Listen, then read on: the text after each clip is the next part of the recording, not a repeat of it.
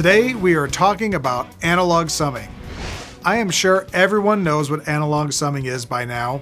You have a lot of outputs on your D to A conversion and sum all the channels together via an analog mixer of some sort and run it back into the DAW system in stereo.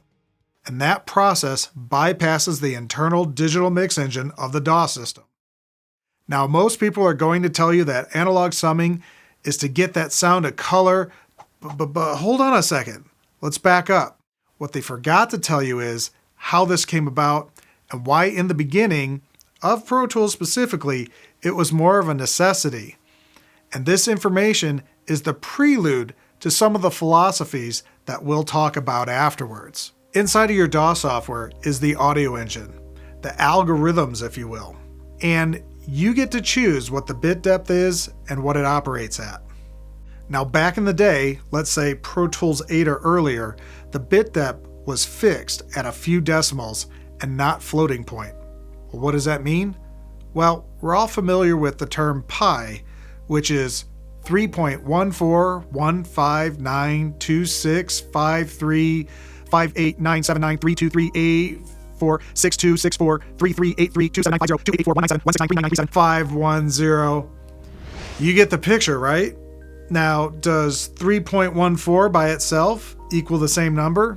Well, it's approximate, but it really is not actually the same number. You're missing a lot of digits.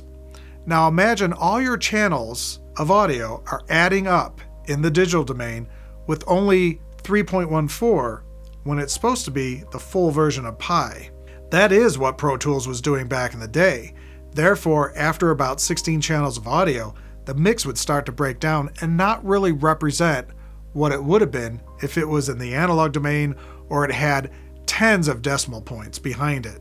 Now, if you had a DAW system that did not have that low fixed point limitation, like Steinberg's Nuendo, that had floating point algorithms 8 years before Pro Tools switched, you didn't need analog summing because the output was as intended.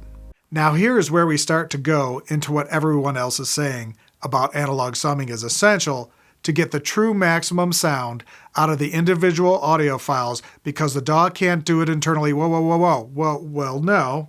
As we just learned, back in the day there were limitations, specifically with Pro Tools, but DAWs today do not have those limitations.